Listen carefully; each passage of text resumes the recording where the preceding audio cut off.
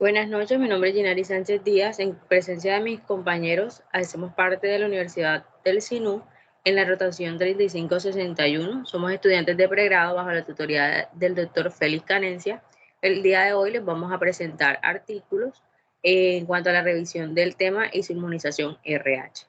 Siguiente.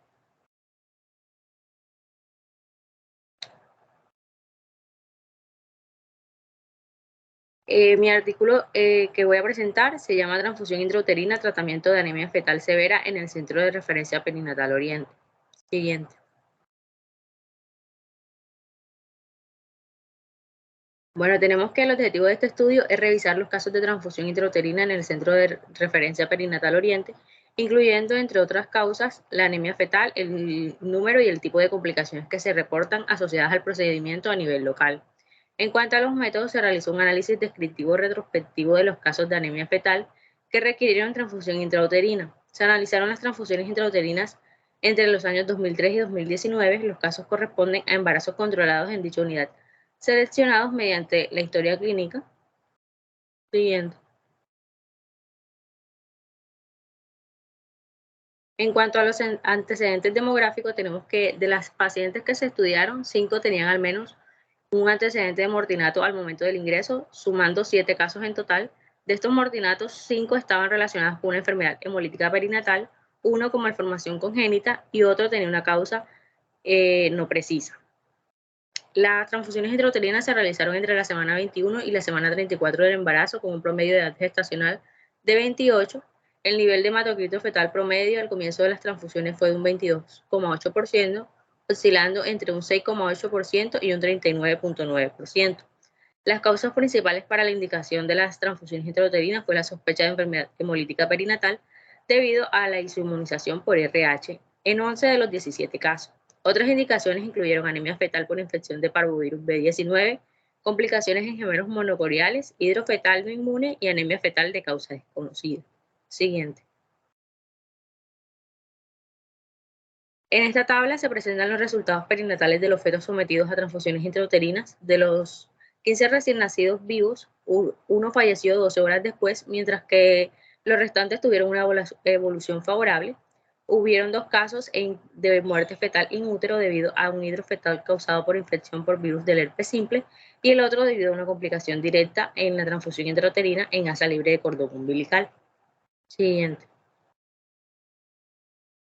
En esta tabla se detallan las condiciones, las complicaciones asociadas a las transfusiones intrauterinas. Se registraron 4 complicaciones en total, incluyendo el trabajo de parto prematuro espontáneo en 2 casos y corionitis en otro, lo que llevó a la interrupción de la gestación. En 11 de los 17 embarazados que requirieron transfusiones intrauterinas, la indicación fue la enfermedad hemolítica perinatal severa, como se había mencionado anteriormente. De estos, 7 ya tenían antecedentes previos de la enfermedad. En los casos que se necesitaron múltiples transfusiones intrauterinas, el intervalo promedio entre procedimientos fue de 17 días, con una edad gestacional promedio de 28 semanas más 6 días al momento de la primera transfusión. Siguiente. Como conclusión de este artículo, tenemos que el tratamiento intrauterino mediante acceso percutáneo y control ecográfico es efectivo para tratar la anemia fetal grave, mejorando el pronóstico y la supervivencia fetal. Aunque es invasivo, es seguro con operadores que estén entrenados. Pueden surgir complicaciones relacionadas como ruptura de membranas, parto prematuro e infecciones. En este estudio de 17 casos, la supervivencia fetal fue de un 88% y la perinatal de un 82%. Estos resultados son similares a revisiones previas en una tasa de supervivencia global del 86%. La principal complicación es la prematurez, a veces debido al deterioro fetal, que puede resultar en un parto de emergencia o la muerte perinatal. La muerte fetal in útero después de las transfusiones intrauterinas ocurre en un 0,9 y un 4,9% relacionado con varios factores. También tenemos que los neonatos tratados pueden necesitar transfusiones y terapias adicionales. Siguiente. Bueno, buenas noches. Mi nombre es Daniela Baji y les vengo a hacer la presentación de mi artículo. Siguiente. Este artículo de investigación, como vemos, es titulado Manejo y resultado de embarazos en mujeres con inmunización de glóbulos rojos, un estudio observacional de 15 años en un hospital universitario de primer nivel. Este estudio fue publicado en el año 2019.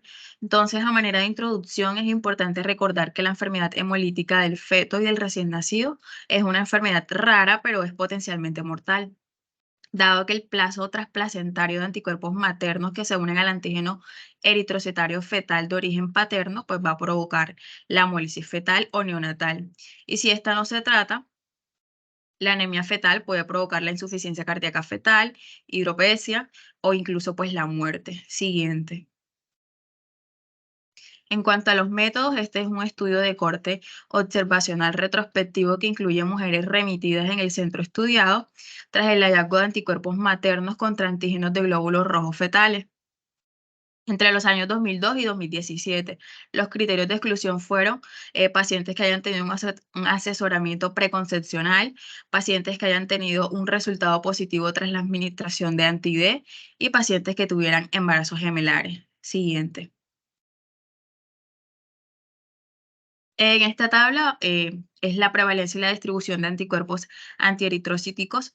Entonces tenemos que los anticuerpos que no conducen a una enfermedad hemolítica del feto y recién nacido fueron una frecuencia de 29, dado que las pacientes estudiadas fueron 337. Estos anticuerpos que no producieron la enfermedad hemolítica representaron pues el 8.6%.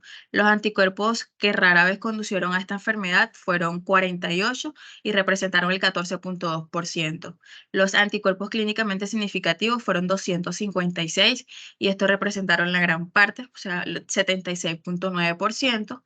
Los anti-D fueron 138 y los no anti-D fueron 121. Finalmente, pues tuvimos los anticuerpos no identificados, que fueron 1 y representaron el 0.3%. Siguiente. Bueno, esta gráfica, como vemos, va a estar dada por la frecuencia en porcentajes y el tipo pues, de antídoto materno. Aquí está ilustrada la velocidad sistólica máxima anormal que fue hallada pues, en los fetos estudiados de la arteria uterina cerebral media, que va a estar representada de color gris oscuro, y las transfusiones que son el gris claro, en embarazos con anticuerpos clínicamente significativos. Entonces tenemos los anti-D que van a ser 138 y van a estar representando aproximadamente pues un 35%. Los anti-C fueron 20, estarán representando como un 25%. Los anti-E fueron 27, representando como un 8 o 9%. En cuanto a los anti-C, fueron 12, los anti-Kell fueron 49, representando como un 9%, y otros fueron 12. Siguiente. Bueno, en esta gráfica vamos a tener, a manera de resumen, pues el resultado del embarazo según la edad gestacional en el momento pues de la primera transfusión. Las pacientes que tenían menos de 20 semanas fueron 6 casos, hubo una muerte perinatal. Hubieron 2 interrupciones del embarazo, hubieron 3 nacidos vivos y se hicieron de 1 a 4 transfusiones intrauterinas. Entre la semana 21 y 24 fueron 8 casos, hubo una muerte perinatal, hubieron 2 interrupciones del embarazo, hubieron 5 nacidos vivos y se realizaron de 4 a 5 transfusiones intrauterinas. De la semana 25 a la 28 fueron 15 casos, hubo una muerte perinatal, no hubieron pues interrupciones del embarazo y nacidos vivos fueron 14. Se hicieron de 1 a 3 transfusiones intrauterinas. Y ya finalmente, mayor a las 28 semanas, fueron 16 casos, no hubo muerte perinatal, no hubo interrupción del embarazo y pues nacidos vivos fueron 16 y en este se realizaron de 1 a 3 transfusiones intrauterinas. Siguiente. Bueno, a manera de conclusión, pues como ya se mencionó, el anticuerpo D sigue siendo pues el más importante. Y es que además se presenta en los fetos pues que van a requerir esta transfusión intrauterina. Y si hacemos pues la clasificación de bajo de un alto riesgo de anemia fetal basada pues en el anticuerpo del fenotipo paterno y el antígeno fetal, esta nos va a permitir pues hacer el seguimiento del embarazo y en consecuencia pues reducir las consecuencias perinatales.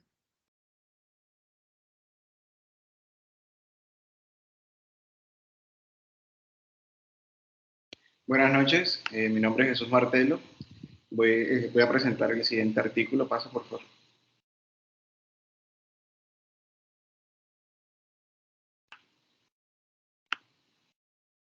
Bueno, el artículo está titulado Test de Coombs y su relación con la ictericia neonatal en el hospital, a cargo del doctor Verdi Ceballos Balda, que lo realizó entre enero a marzo del 2021. Siguiente diapositiva.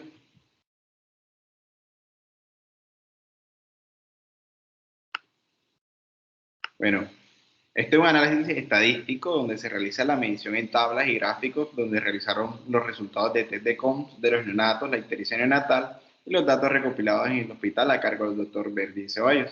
Siguiente, por favor.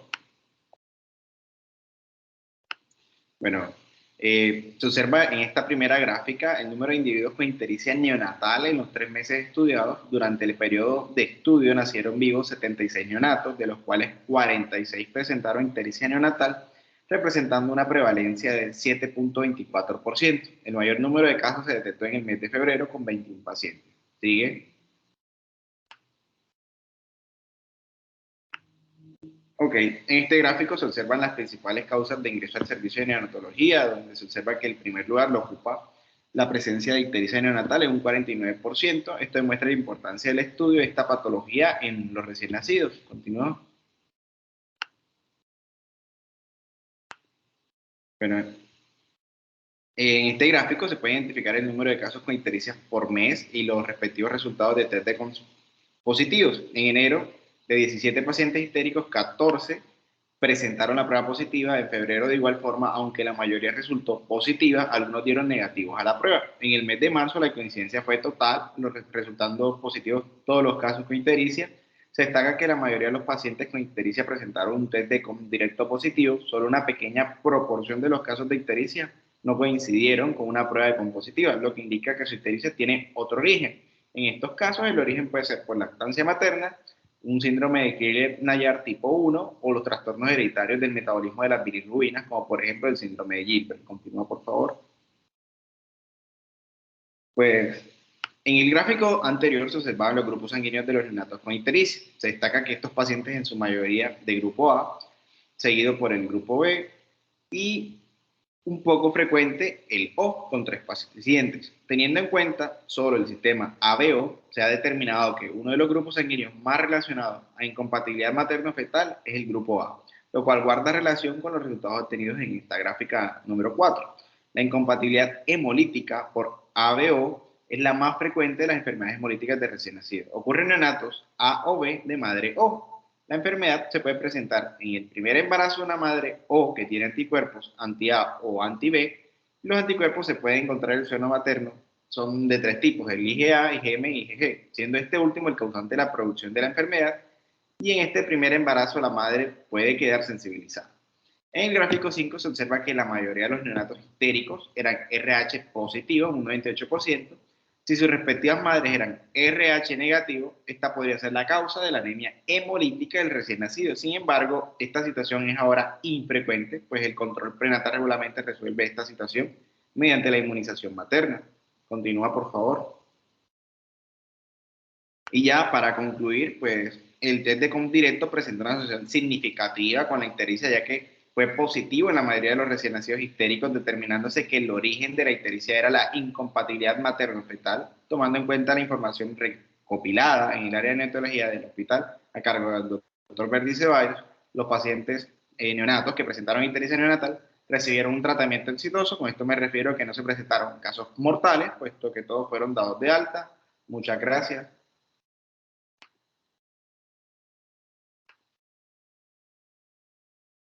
Muy buenas noches, mi nombre es Nicole Daniela Martínez Betín y pues haré la presentación de mi artículo. Siguiente. Bueno, escogí el artículo de la descripción de una población de embarazadas con incompatibilidad RH, publicado por Ginecología Obstétrica en el 2023. Como especie de introducción, pues hay que recordar que la isoinmunización RH pues, va a producir por una reacción inmunológica en el cuerpo de la madre debido a la incompatibilidad RH entre ella y el feto. Es decir, cuando una mujer RH negativo se expone a glóbulos rojos que expresan el antígeno RH positivo y pues va a resultar en la formación de anticuerpos en respuesta a los antígenos extraños en los eritrocitos del feto. La siguiente, por favor.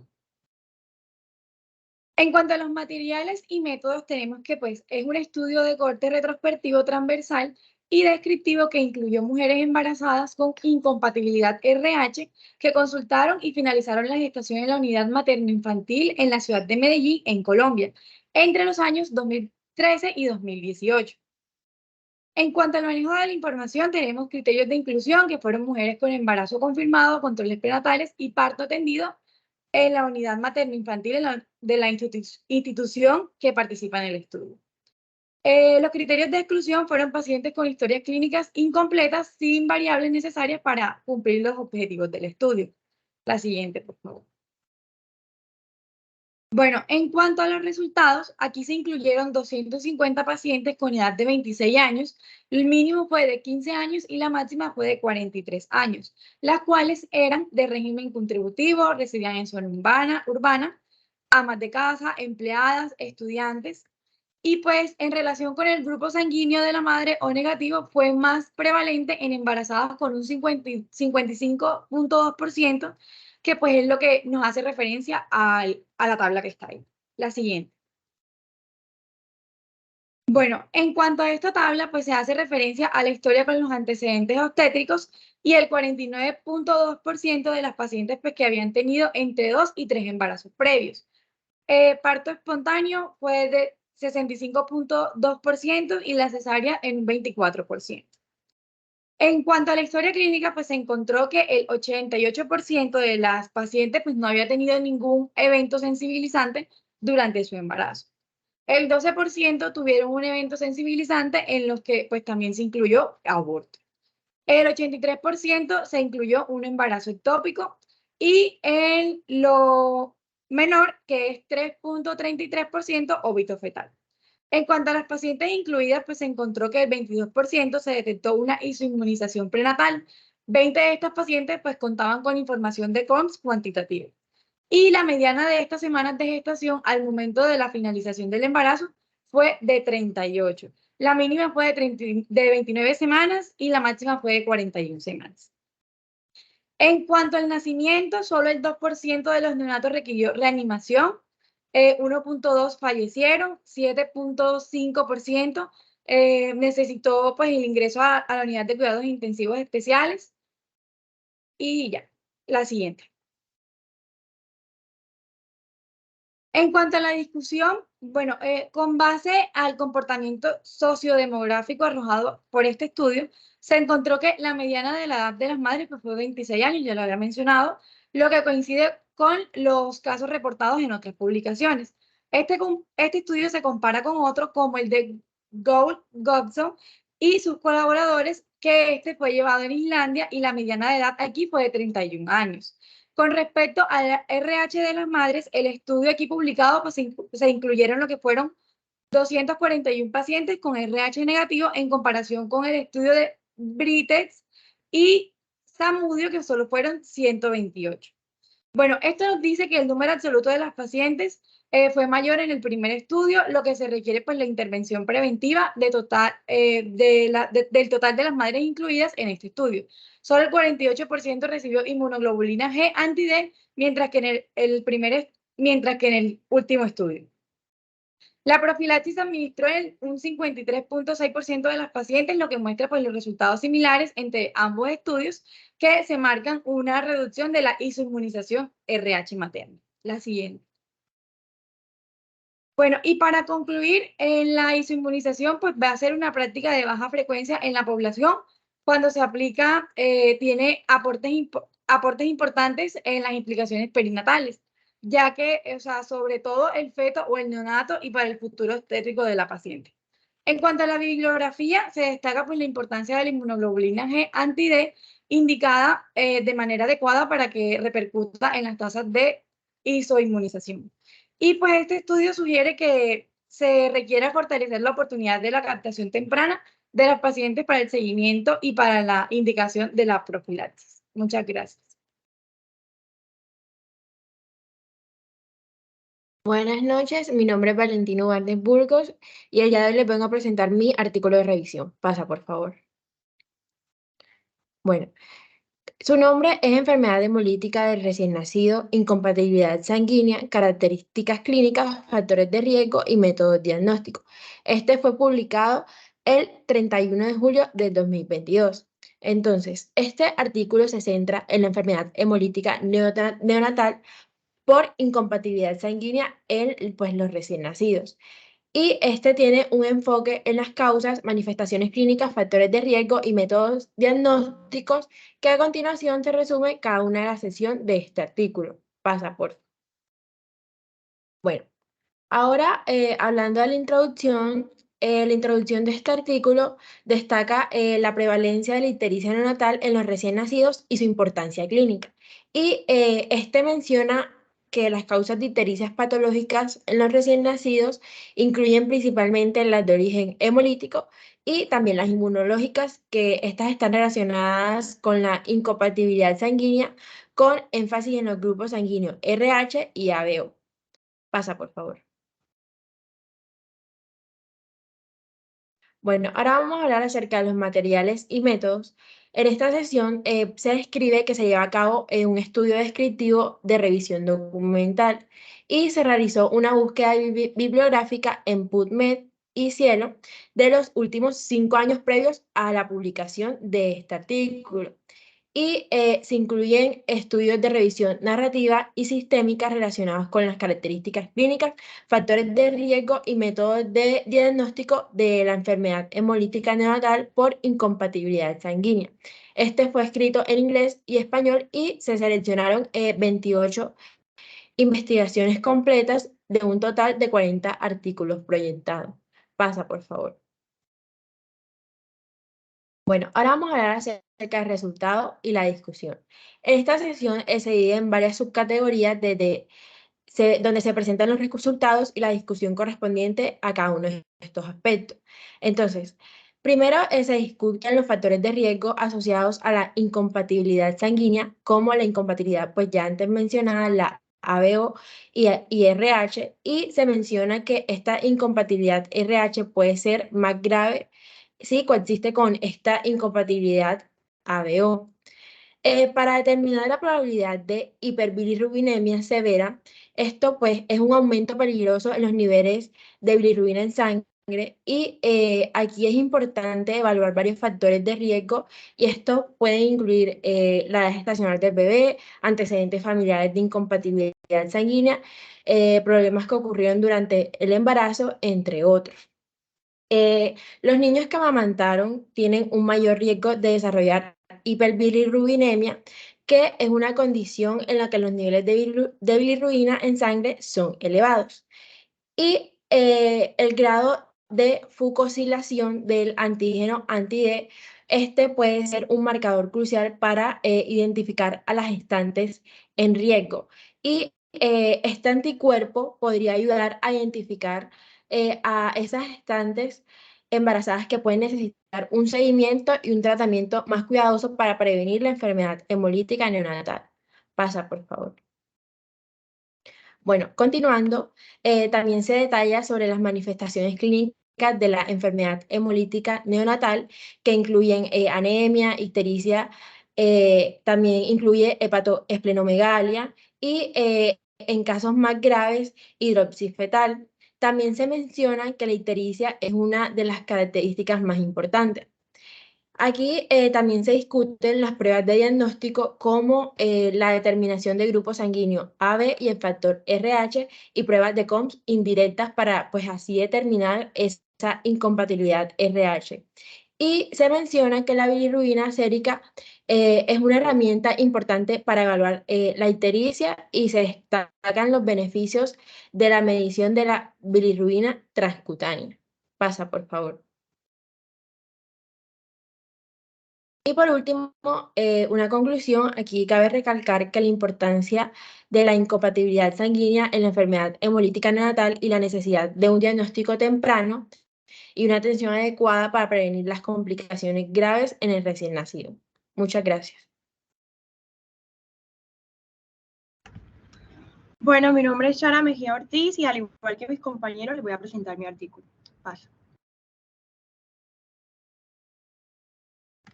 Bueno, mi artículo tiene como nombre incompatibilidad feto-materna en el sistema RH y su inmunización RH asociada a eferocitosis hereditaria, y voy a hacer pues, la presentación del caso y la revisión de la literatura.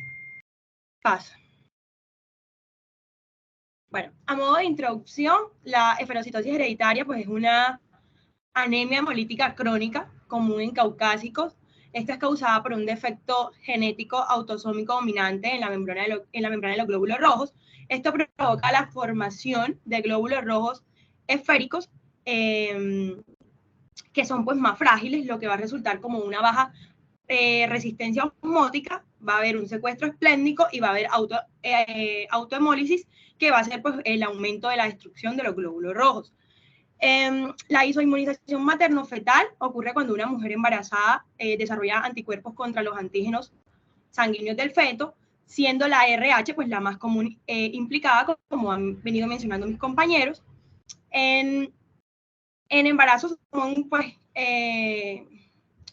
en embarazos con incompatibilidad con RH, cuando la madre es RH negativo y el feto es RH positivo, la exposición al antígeno del feto puede llevar a la formación de anticuerpos que van a atravesar la placenta y pues van a atacar a los glóbulos rojos del feto, causando entonces pues una enfermedad hemolítica en el recién nacido. Entonces, la combinación de estos dos, o sea, la esferocitosis hereditaria y la incompatibilidad de RH, lo que pueden hacer es empeorar la situación, llevando pues a condiciones patológicas en el feto, como enfermedad hemolítica, anasarca placentaria, aborto espontáneo o incluso la muerte intrauterina. La presencia de esferocitos en el recién nacido, junto con altos niveles de anticuerpos anti-RH, es una indicación de severidad mayor.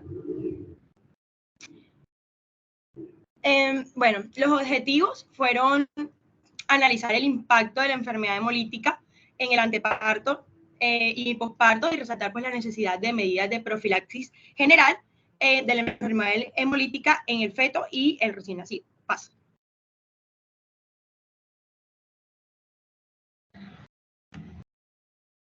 Bueno, en los pacientes, materiales y métodos, se tiene que se hizo un estudio que incluyó a 48 mujeres embarazadas con RH negativo y maridos RH positivo.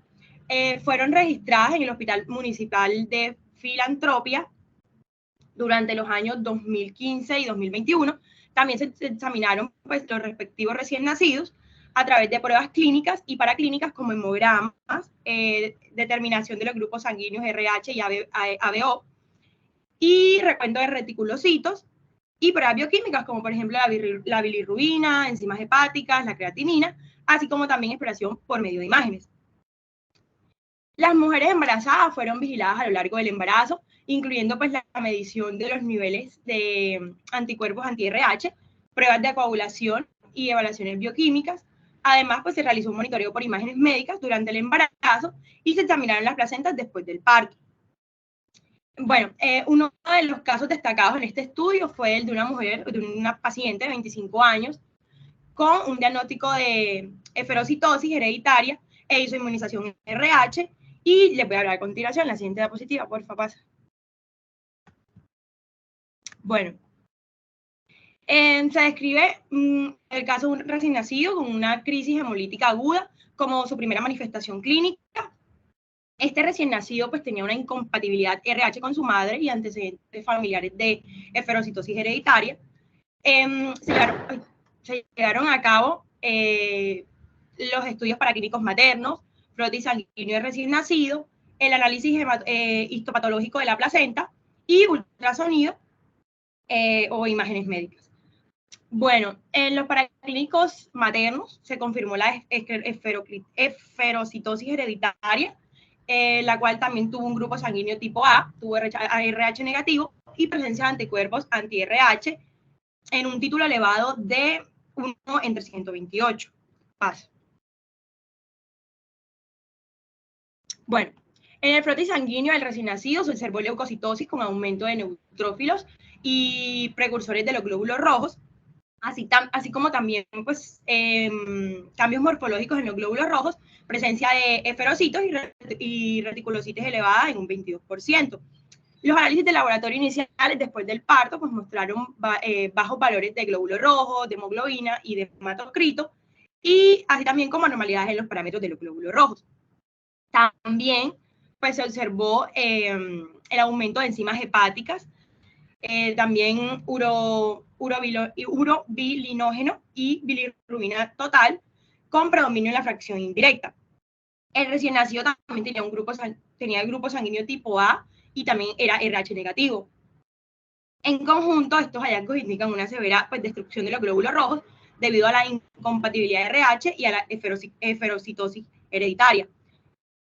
En las imágenes, por ejemplo, en la figura 3, en la primera, vemos un frotis de sangre de recién nacido, donde se encuentra pues abundancia de eritroblastos y también ortocrómicos, polimatróficos y basófilos en el torrente sanguíneo. En la segunda imagen hay una leucocitosis con neutrofilia y desplazamiento a la izquierda hasta promielocitos. Y en la cuarta, pues vemos el frotis, vemos hiperreticulocitosis, al 22%, que certifica pues una anemia regenerativa con mecanismos de producción periférica. Pasa por.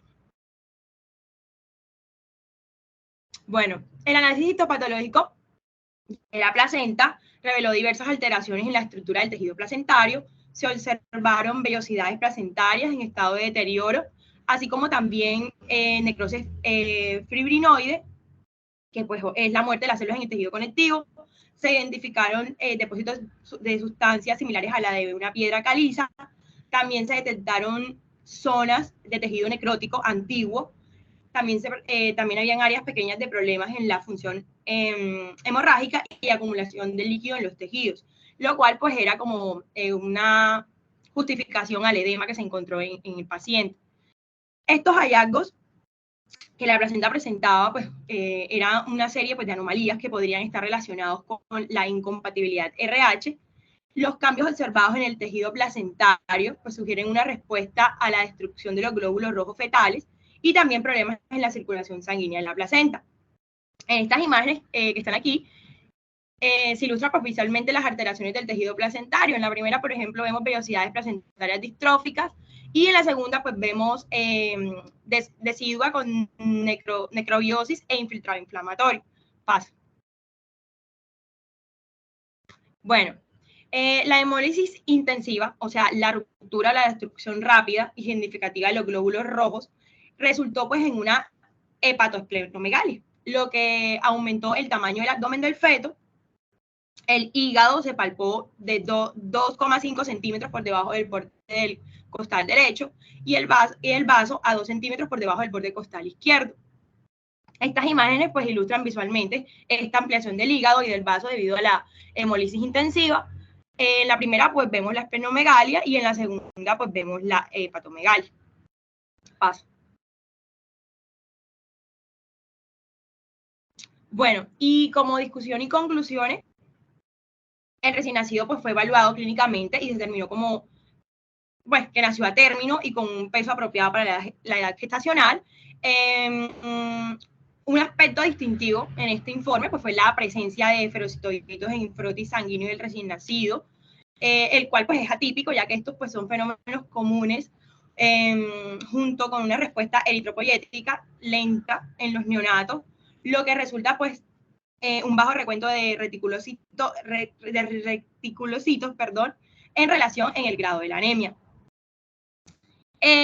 Bueno, se subraya también que la eferocitosis hereditaria intensifica la anemia hemolítica causada por la isoinmunización RH.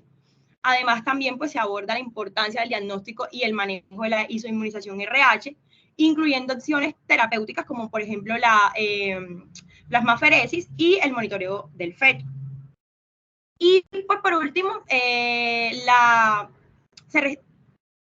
se recalca pues, la relevancia de las medidas preventivas, como el asesoramiento genético y pues, la administración de inmunoglobulina anti-D, para así pues, prevenir el conflicto inmunológico materno-fetal, y también pues, se destaca la necesidad de un enfoque integral en el manejo de estas condiciones en el periodo perinatal. Y gracias. Bueno, buenas noches, mi nombre es Carlos Daniel Colorado y yo les voy a hablar sobre el artículo titulado Isoinmunización RH en bajas respondedoras. Esto es un reporte de caso. Se realizó entre abril y julio de 2023. Bueno, el artículo nos muestra en la introducción que la isoinmunización RH se define como la producción materna de anticuerpos contra el antígeno de membranas de los hematíes fetales. Sabemos que los anticuerpos maternos van a atravesar la barrera fetoplacentaria y van a destruir los hematíes fetales por el sistema retículo endotelial mediante la unión antígeno-anticuerpo, provocando así una enfermedad hemolítica, como la ha explicado mi compañero, que puede causar una anemia hidros, un derrame pleural, un derrame pericárdico, ascitis, edema, incluso visceromegalia. El primer reporte se atribuye a la partera francesa Louis en 1609, quien describió un nacimiento gemelar en el cual pues el primero presentó hidrofetal y murió inmediatamente después del parto, y el segundo desarrolló ictericia y murió 3 días después.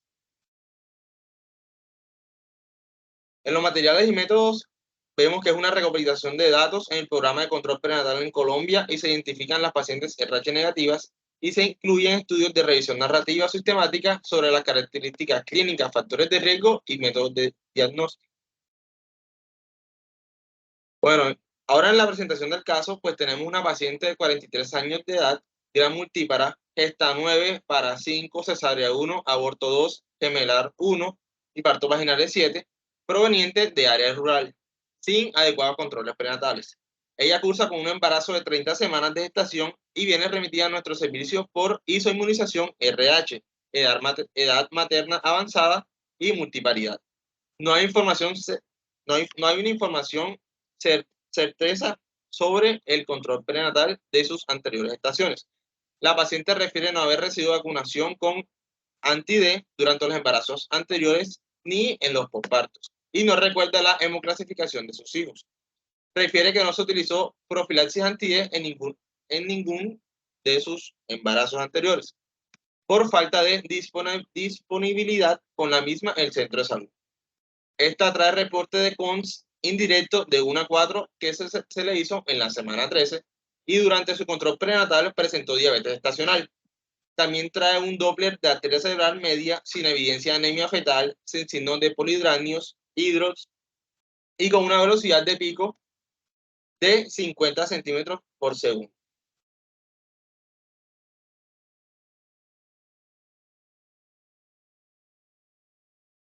Bueno, ella está cursando, pues cuando se hizo el estudio, en semana 35.3 y se va a observar un aumento de 2 veces los títulos de COMS indirectos de 1 a 16. Y aquí, pues, se le realizó un nuevo Doppler de la arteria cerebral media que es compatible con anemia fetal leve. También se evidenció una velocidad pico de 68 centímetros por segundo, un peso fetal de 2.4 gramos y el crecimiento percentil de 23 en edad estacional. Se considera embarazo alrededor del término con anemia fetal leve alta para terminación de la gestación. Entonces, pues se le realizó cesárea a esta paciente. Entonces, al momento, pues se obtiene recién nacido vivo femenino con un peso de 2.495 gramos, perdón, una talla de 47 centímetros, un perímetro torácico de 30, un Apgar de 8 minutos y 10 a los 10 minutos, y una buena adaptación neonatal. En la discusión de este reporte de casos, pues la incidencia de la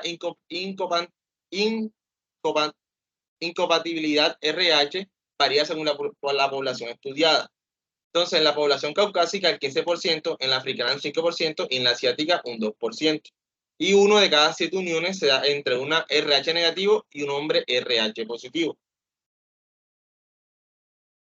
Y para concluir, pues tenemos que la presentación de este caso clínico plantea la hipótesis de cómo será el comportamiento de una gestante RH negativa baja respondedora. Entonces, sabemos que esta es una condición afortunada, pero a pesar de la falla del cuidado prenatal de nuestra gestante, que pues es muy importante, porque viven en zonas rurales de nuestro país. También la profilaxis con hemoglobina anti-D reduce la posibilidad de inmunización RH al menos de 1 por cada 1000 embarazos. Bueno, con esto damos finalizado la presentación de artículos. Le damos gracias al doctor Félix Canencia. Muchas gracias por su atención.